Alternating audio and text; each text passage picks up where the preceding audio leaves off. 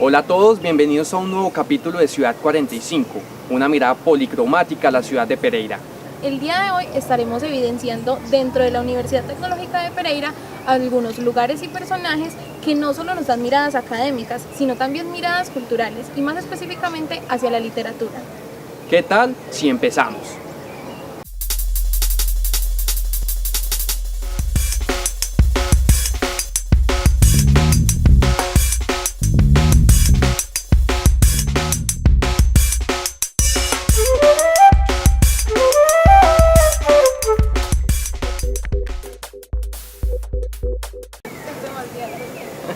Oye, Cris, y entendiendo que el tema del magazine es la literatura, ¿tú qué sabes sobre ello? Pues justamente en nuestra primera sección nos vamos a introducir en lo que es la literatura.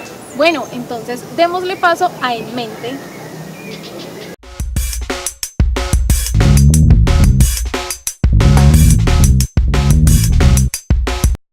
Transcurre el año 1872.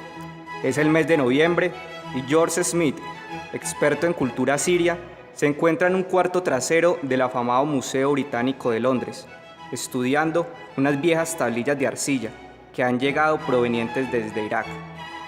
Han sido halladas durante las excavaciones que permitieron desenterrar los restos de la civilización asiria, y aunque George nunca fue a la universidad, por su cuenta aprendió la escritura cuneiforme y el idioma acadio, en el cual están escritas.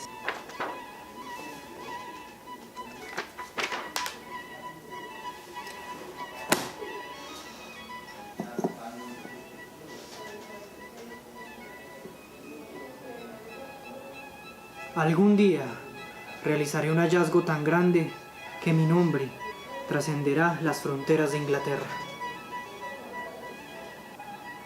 Y ese día ha llegado, pues George se da cuenta de que aquel pedazo de arcilla narra una historia sobre un mundo ahogado por un diluvio, un hombre que construyó un bote, una paloma liberada para buscar tierra firme.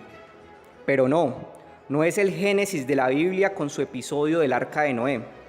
Se trata de la epopeya de Gilgamesh, nada menos que la primer obra de la literatura universal, escrita alrededor del año 2000 a.C., y George Smith la ha redescubierto. ¿Pero qué es exactamente eso a lo que llamamos literatura? La verdad es que aunque la humanidad ha vertido ríos de tinta a lo largo de la historia, la palabra literatura tan solo se acuñó en el siglo XVIII, proveniente del latín litera, que en español traduce letra, y aunque no siendo ajena a controversias sobre su definición, en términos generales se puede definir como aquella expresión artística en la cual la obra contenedora de belleza es creada empleando la palabra escrita como materia prima. Dicha obra puede ser un poema, un cuento, una novela, una epopeya. Puede tributar al verso, o mejor, inclinarse hacia la más delicada prosa. ¿Y para ti, qué es literatura? Bueno, para mí la literatura es como una forma de arte que pues va más allá de un lenguaje común, es un poquito más complejo, entonces digamos que tiene como cierta belleza. Literatura, pues no sé, supongo que literatura se refiere a todo lo referente a formas de narrar, a libros, narrativas. Asocio más que todo literatura con toda esa clase de cosas. Para mí la literatura es la manifestación de la subjetividad del ser humano, que le permite a cada ser construir un mundo posible. La literatura la podría considerar como una forma de, bien sea de transmitir por escrito o oralmente las vivencias de las personas, historia, etcétera, y muchas veces también cómo piensa el ser humano. Para mí la literatura es crear a partir de la misma capacidad lingüística que tiene el ser humano como realidades alternas. Para mí literatura es un medio por el cual podemos expresar cualquier tipo de sentimiento o contar historias para así ampliar nuestro conocimiento. Para Luis Álvarez la literatura es cualquier composición que esté hecha con símbolos y que tenga pues un sentido, obviamente que una persona lo haya expresado y que otra también lo pueda disfrutar como un producto, literatura.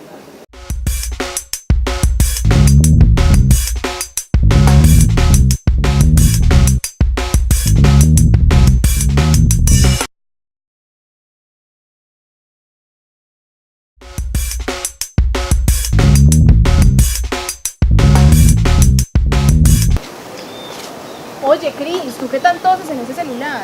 Ah, pues ando aquí leyendo las crónicas de vampiros de Fernando Romero. ¿Verdad? Qué casualidad, yo también estoy leyendo ese libro. En la sección En la Retina vamos a poner en discusión cómo la emergencia del ebook se ha convertido en una opción alternativa al tradicional libro físico.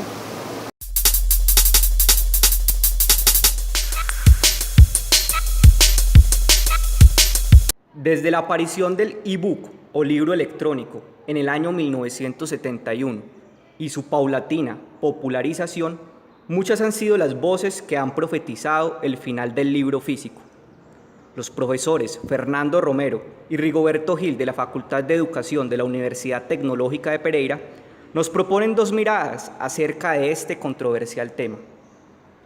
En este caso el impacto pienso que ha sido muy positivo en la medida en que eso le permite a mucha gente llegar a tener acceso a la lectura, no necesariamente a través del libro físico, de modo que eso ya de entrada implica una gran posibilidad, una gran riqueza para la sociedad de hoy.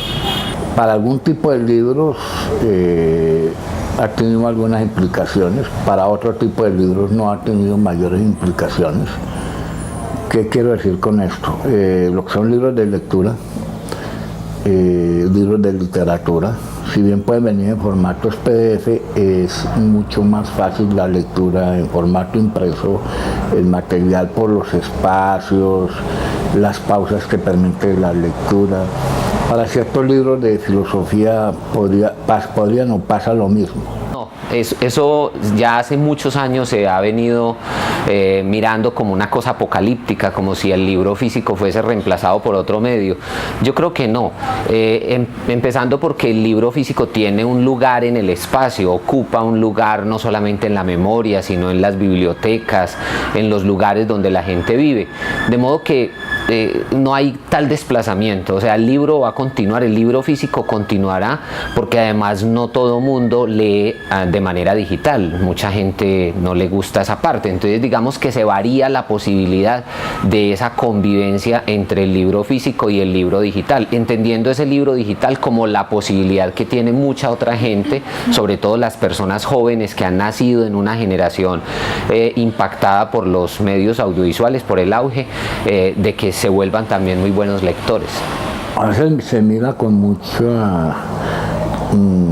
una mirada catastrófica que el surgimiento del libro digital haya afectado el libro impreso. Yo creo que en algunos aspectos sí, pero en general no.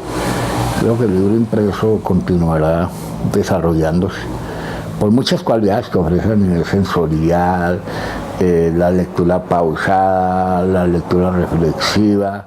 Yo diría que es más de corte romántico, por lo menos yo como profesor y como escritor, pues pienso que el contacto con el libro físico es único.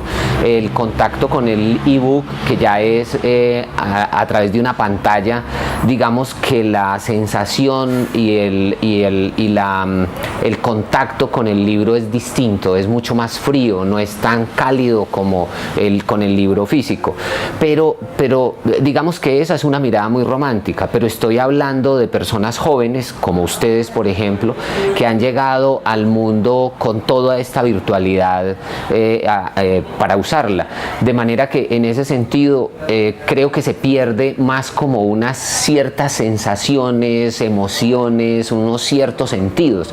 La desventaja es la falta de organicidad que tiene, y no me refiero en cuanto a que esté organizado, no, sino de materialidad y organicidad, dado que hay una serie de variables que tienen que ver con la percepción del material, los espacios en blanco, el pasar la hoja, el poder pararse a mirar con el libro, las distintas posiciones de lectura, bueno, que las puede hacer en cierta medida con la tableta.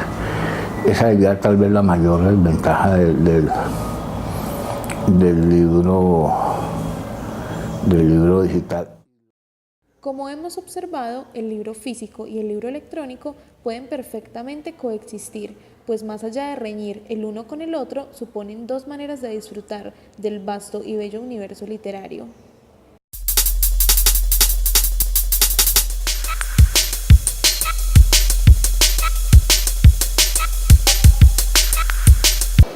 Sabes, a veces leer no es tan chévere cuando uno no tiene con quién compartirlo o simplemente el lugar adecuado. ¿Cómo así?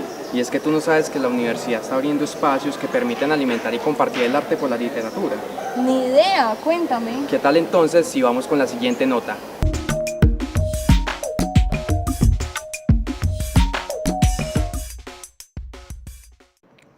Al igual que un café, las artes saben mejor disfrutando de una buena compañía, y la literatura no es la excepción.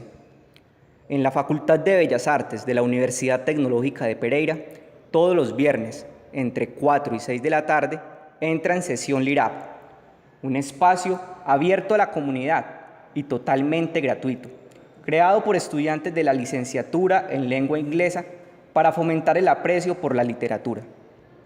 Juan Manuel Martínez, uno de los miembros fundadores de este grupo de lectura, nos habla acerca de esta propuesta literaria. Mi nombre es Juan Manuel Martínez García, estudiante de quinto semestre de la licenciatura en lengua inglesa de la Universidad Tecnológica de Pereira. LIRAP comienza, yo diría que por 3 razones. La primera es que los colombianos, cuando vamos a mirar las encuestas de consumo cultural, no tenemos un promedio de libros por año muy alto en comparación al resto de países en Latinoamérica. La segunda razón yo creo que es algo que yo denomino, o se ha denominado, la instrumentalización de la lectura, y es que los estudiantes ahorita que ingresan a la universidad, muchos de ellos están leyendo no tanto por tener a la lectura como un fin, sino que leen para el parcial, leen para el taller, leen para la exposición. Y la tercera es que, digamos, la vida del estudiante universitario es muy ocupada. Entonces, LIRAP inicia también con eso a la cabeza como piedra angular, y es literatura por ocio. El nombre es una especie de juego de palabras, por supuesto, como nace de la licenciatura en lengua inglesa, pues el nombre lo hicimos en inglés, entonces hicimos LIRAP como una especie de imperativo positivo a invitar a las personas a leer. En mi contexto es muy poca las personas que tienen interés por la literatura, entonces muchas veces uno pues leía un libro y no tenía con quién compartirlo y pues se queda muchas veces ahí. En cambio con LIRAP uno encuentra un ambiente con personas que tienen los mismos gustos de uno de la lectura y puede compartir sobre el libro, ir un poco más allá del el simple hecho de leerlo. Hemos intentado desarrollar una especie de protocolo en las sesiones. Las sesiones se demoran aproximadamente 2 horas y tenemos diferentes etapas. Siempre iniciamos con algo que se llama el imaginario. Después ya empezamos a discutir un poco el contexto y más adelante compartimos citas de entrevistas o citas famosas del autor, y más adelante pasamos a hacer algo que se llama el ágora. Pues es un nombre un poquito pretencioso, pues porque alude a este espacio pues antiguo de los griegos donde discutían, pero ya es el espacio puramente subjetivo de la sesión en donde intercambiamos ideas y experiencias y sentimientos con respecto al libro, y ya finalmente pues cerramos con dos actividades. Una es el trueque textual y el otro es polifonía, y es que escogemos un libro y todos lo leemos en alta voz. LIRAP intenta cambiar la percepción de que hablar sobre libros no es solo una actividad que ocurre en las cafeterías, sino que realmente puede, por así decirlo, ritualizarse en una especie de una reunión programada donde hayan unos momentos específicos y donde se pueda compartir de diferentes maneras sin que necesariamente sea un espacio académico o de responsabilidad rigurosa. Pero queremos que también el resto de la universidad sepa que puede sacar un rato de su horario, de su rutina, para tener un libro con ellos en su bolso, en su maletín, y generar un hábito por la lectura. Definitivamente, LIRAP ocurre en las aulas de clase de la universidad, utilizamos los espacios que están disponibles, no tiene ningún costo de ningún tipo, es un espacio libre, hecho por estudiantes, para estudiantes o incluso para personas por fuera de la universidad misma. Sí.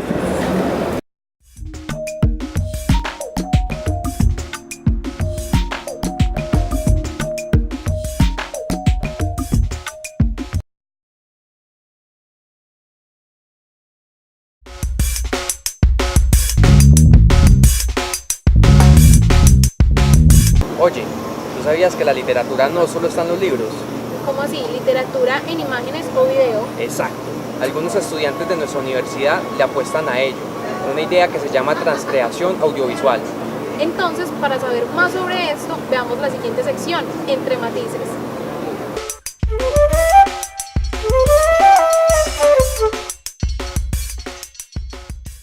A través de los años, muchos lenguajes artísticos han bebido del universo literario. Uno de estos claramente ha sido el lenguaje audiovisual, ofreciéndonos propuestas como La Naranja Mecánica de Stanley Kubrick. Rodrigo Argüello, docente de la Universidad Tecnológica de Pereira, se ha dedicado a explorar el proceso de transcreación audiovisual, en el cual la palabra escrita se torna imagen. Mi nombre es Rodrigo Argüello, estudié Filología en la Universidad Nacional, hice maestría en Literatura y me ha interesado la estética de los nuevos medios, el tema de la ciudad y por supuesto todo lo que tiene que ver con la literatura. Bueno, en principio la transcreación es la manera como realmente se puede, como su palabra lo indica, se puede pasar de una obra y hacer una variación de ella a otra obra. Entonces la transcreación finalmente son formas de adaptación, formas de recreación de una obra a partir de obra. Incluso cuando se adapta una obra literaria al cine, por ejemplo, o a un formato audiovisual, se está hablando de transcreación. Los aspectos básicos de una transcreación, como su palabra misma lo hizo, es el tema de la intuición, el tema de la creatividad y el tema de la imaginación. A mí me parece muy interesante que alguien pueda partir, insisto, de un tema concreto, original, a hacer una nueva versión que sea realmente también original. Es decir, el requisito básico sí es la imaginación y la creación, como dice su palabra, porque un tema no puede ser igual la transcreación no puede ser igual al mito de origen. Tiene que haber un plus, tiene que haber un turning point, es decir, una vuelta de tuerca o un punto de inflexión para que realmente se dé la transcreación, y para eso se necesita muchísima imaginación. Tú no podrías tener el Quijote y volver a escribir el mismo Quijote, salvo que sea el ejemplo de Borges, de Pierre Menard, autor del Quijote, donde casi es igual. La transcreación tiene el requisito de que la nueva obra, por supuesto, tiene que ser también original. Así parta de un mito específico. Una de las formas realmente de que la literatura evolucione tiene que ver con la transcreación. Muchos mitos y muchos temas específicos de la literatura, realmente lo que ha pasado con ellos es que se da un tipo de transcreación. Por ejemplo, el mito del Fausto se da en el tema, en la obra de Goethe, que se llama El Fausto, en el Doctor Fausto de Thomas Mann, en El hombre que perdió su sombra de Chamizo. Noten que es el mismo tema, pero finalmente son formas de transcreación. Tengo una materia que se llama Nuevos Formatos Audiovisuales, y lo que yo hago como ejercicio de transcreación, de adaptación y de cómo se puede resolver en el audiovisual un tema lingüístico es justamente con este ejercicio. Yo les doy una especie de aforismo y ellos me lo tienen que pasar a formato audiovisual sin que hayan textos o que hayan expresiones lingüísticas. Este es un ejercicio muy interesante porque obliga de alguna manera a los estudiantes al tema de la transcreación y al tema de la adaptación, en lo que yo llamo las resoluciones de un texto en el audiovisual, porque finalmente son dos registros diferentes. Es muy complejo pasar lo lingüístico, puesto que lo lingüístico ya tiene una condensación específica. Es muy complejo realmente pasar estas formas lingüísticas al audiovisual, sin que obviamente se utilice otra vez lo lingüístico. Tengo que decir algo muy interesante para la universidad y para la escuela, que ha habido trabajos extraordinarios. Siempre en el curso terminan 12 o 13 personas, de 15, de 18, pero esas personas hacen trabajos muy atractivos que tienen que ver con temas eróticos, a propósito de la misma frase. Y la verdad que yo puedo decir que he tenido por lo menos unos 25 trabajos de alta calidad en 5 años que he dictado esta materia. Me parece que sí hay unos trabajos extraordinarios. Hay gente que tiene vocación de lo audiovisual, tiene intuición, tiene realmente una especie de talento para lo audiovisual. Si los nuevos formatos finalmente tienen que ver con las nuevas tecnologías de la información y las comunicaciones, Es importante también decir que los nuevos formatos están alimentados, y en este caso los medios están alimentados por los géneros tradicionales. A mí me llama mucho la atención el hecho de que todavía es importante la novela para el cine, es importante obviamente para los formatos audiovisuales. Es interesante el hecho de la épica, que siendo un género tradicional, ¿no? Épica viene de epos, que es el espacio, las grandes, aquellas batallas, aquellas grandes gestas que se daban, cómo es importante para alimentar a los nuevos formatos, ¿no? Es decir, que no podemos tampoco borrar de plano la tradición, y la tradición literaria realmente tiene que ser importante para los medios. ¿Qué serían estos aparatos sin las narrativas tradicionales, sin el género del cuento, sin la épica? La literatura es una de las expresiones para mí más sublimes que tiene el hombre. Para mí el que hace literatura es una manera de calificar el mundo, es una manera de, a partir del lenguaje, tener una percepción sensible sobre lo que es el mundo. Y yo me sigo casando con la frase de Flaubert: hay que describir también muy bien lo mediocre, no solamente la belleza de la realidad, sino también lo mediocre. La literatura tiene la capacidad para percibir con profundidad y con sensibilidad un tipo de realidad, ¿sí? Y todas las realidades también.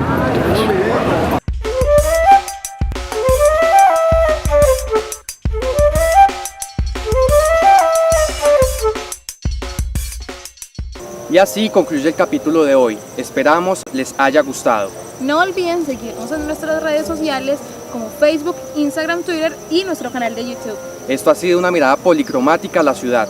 Nos vemos en nuestro próximo capítulo. ¡Chao!